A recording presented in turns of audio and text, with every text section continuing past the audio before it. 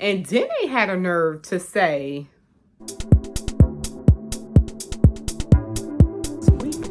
see exactly what's going on. Someone did mention medications coming in at it. Even with tomatoes, this is not usual. I mean, I know we be low over here in my parts of New Jersey, but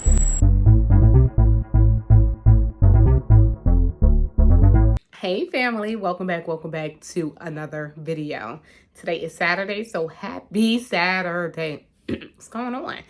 Happy Saturday.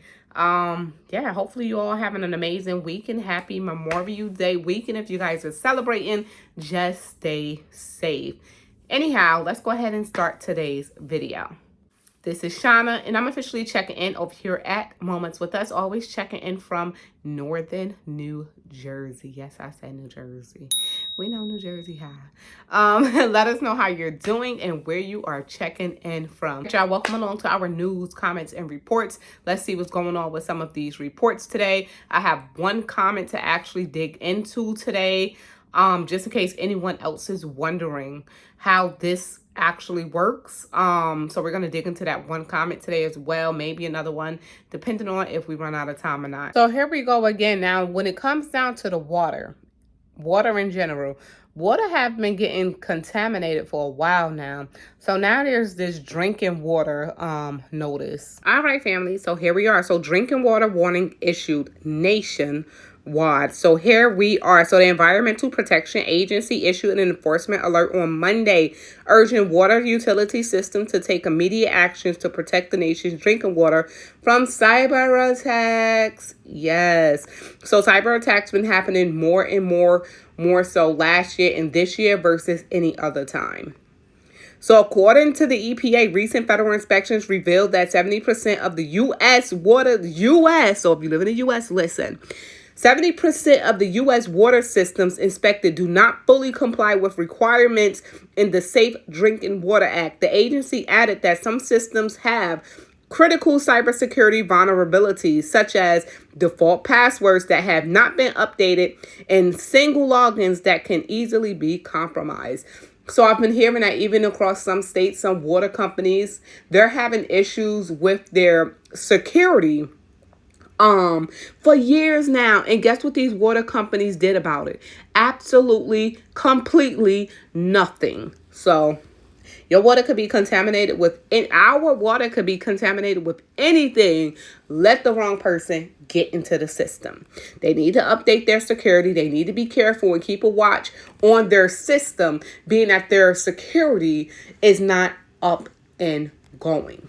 Man, oh man, this is a serious issue. So possible cyber attacks include interruptions to water treatment and storage and damage to pumps and valves, along with alternation of chemical levels to hazardous amounts, y'all. So all of this stuff can be flushed right into the water. So in many cases, systems are not doing what they are supposed to be doing, which is to have completed a risk assessment of their vulnerabilities that include cybersecurity, and to make sure that the plan is available and informing the way they do business. So they've been lying about their water. And yeah, so when people start getting sick and stuff like that and people drinking that tap, oh yeah, here's possibility. Here's why. So yeah, so just be very careful with the water. If you guys still use tap water, you don't have your own filter hooked up to that tap water, definitely, do your own little treatment plan. Do your research. I'm not going to advise because I don't know the best plan that's for you and yours. Definitely do your research. Definitely, if you want to treat your water, test your water. Definitely, make sure everything is in place for you and yours, because your health, is definitely your wealth. And what the things that can pass through the water can definitely cause some serious health issues. And then we see notices like this: drinking water warning in New York as mayor issues an emergency request. So though it can take years to complete, here's what's happening. So a New York mayor has issued an emergency plea to the federal government after officials discovered carcinogen in the village's water supply. So officials found concerning levels of dioxin, a possible carcinogen, in all 9 wells in the village of Hempstead, New York. So Mayor Hobbs Jr. hopes that the federal government will cover the cost of a new water treatment system, considering the village's water system is more than 100 years old. However, it could take years to complete. All right, and then we hear stuff like this. So, study claims that Tyson did go ahead and dump millions of pounds of pollutants into the U.S. waters, y'all.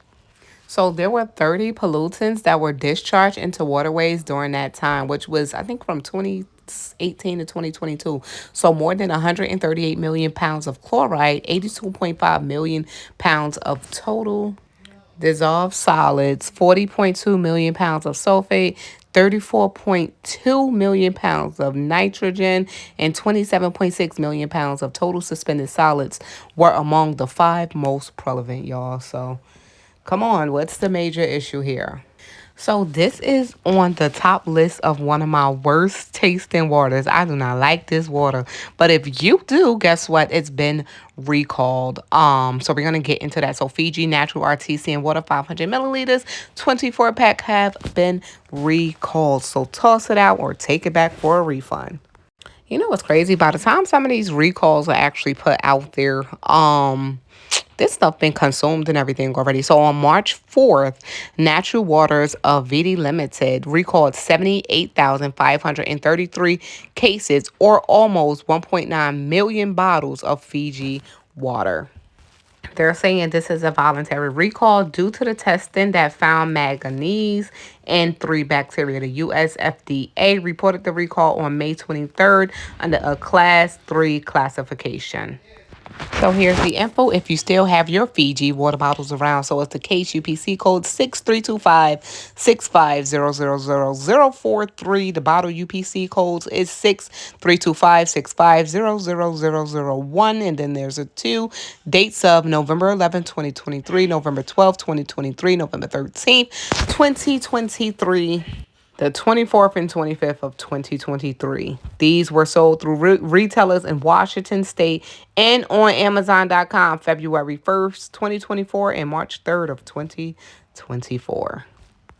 All right, so Amazon is joining the challenge of slashing prices on 4,000 grocery items, joining Target and Walmart. I've only been to Walmart so far, and I haven't seen much of a price difference. I see the price changing of the tags again when they're slapping on the rollback or clearance signs, and they make the price higher on the was, but it definitely wasn't that high. And then you look at the official rollback price, and they make it seem like you're saving money. That's what I witnessed at Walmart, but we have that Walmart walkthrough coming up this week. Well, next week. But I'm not finding no real savings. I believe Sherry said the price on the berries, so we have to go back and check that as well. The price on berries was like dirt cheap. So definitely we're going to go back and check that as well. But if you guys are into like your blueberries and stuff like that, definitely go to your Walmart if you don't have an issue with their produce, and go ahead and see if yours is dirt cheap and get you some. So if you chimed in from our short, this is Newark, New Jersey, y'all. So what was happening was we have like immigrants that line up outside of Home Depot, outside of Auto Zones and other stores in the neighborhood. And what's happening is now over in Newark, it seems like they're bringing enforcements to kind of control those areas because they're heavily populated. If you have a van and if you pull into the parking lot, they will come run into your van thinking that it's for work, though even if it's not, you could just be going to pick up your stuff. They will definitely come run into your van thinking, hey, it's for work. You need something, you need something, you need something. And another concern is it's a crime concern. So what happens is if a fight break out between them, that's another issue.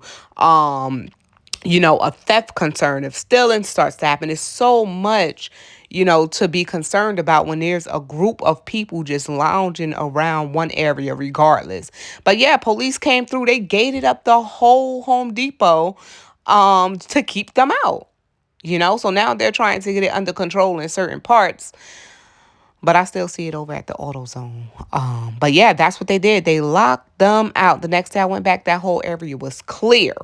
So they're going to go on to the next area to sit around and basically look for work. So that was that short. But I believe that they are being flooded into our cities for a reason. There is a purpose.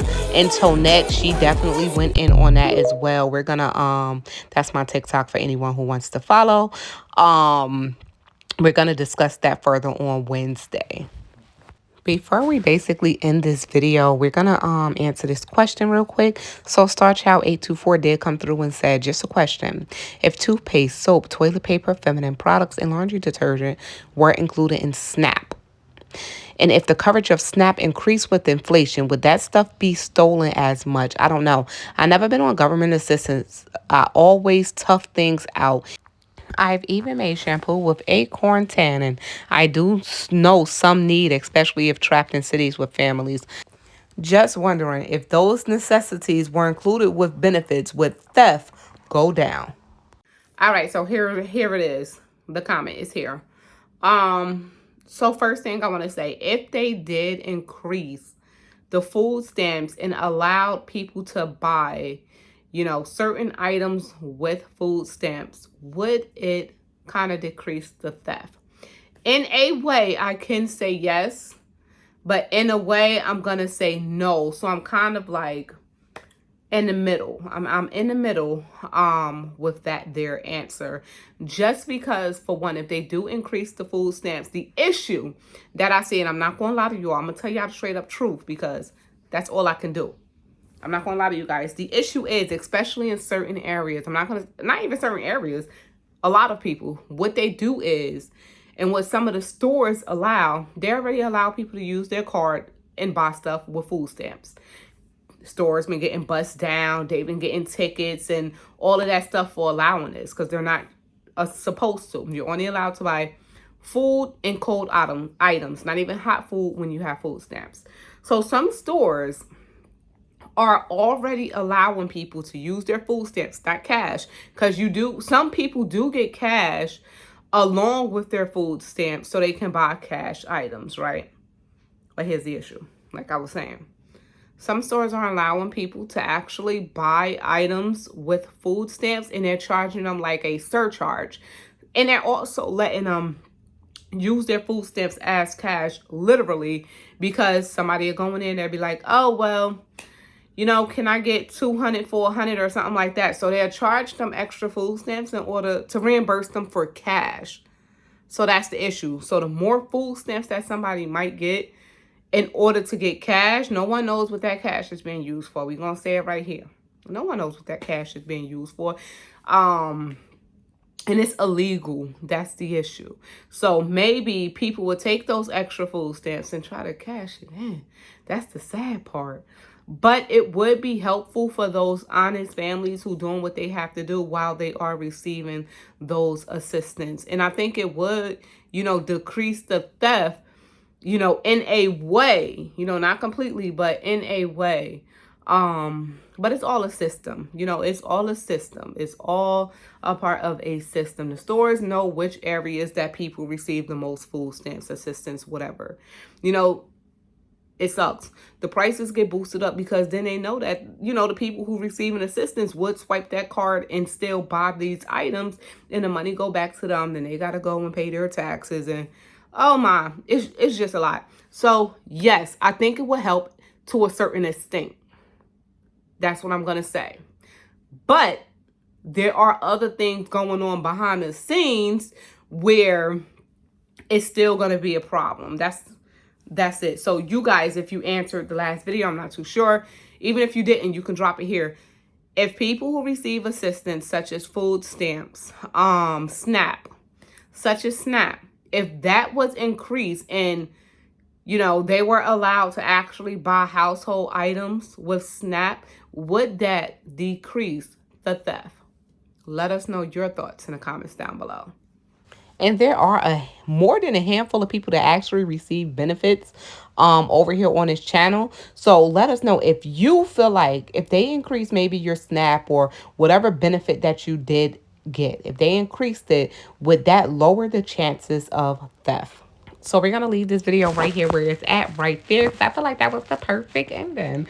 I have a few more things to share with you guys, but it will be shared on Wednesday. So thank you all for coming along. If you are new and you enjoyed today's report, all you have to do is subscribe. And if you've been here before, thank you so much for coming back. Until next time, y'all, say it with me. This is Shauna, and I'm officially checking out from Moments with Us. You all stay prepped, stay blessed, stay safe, and most of all, remain beautiful, queens and kings. Happy Memorial Day weekend. Stay safe. Peace.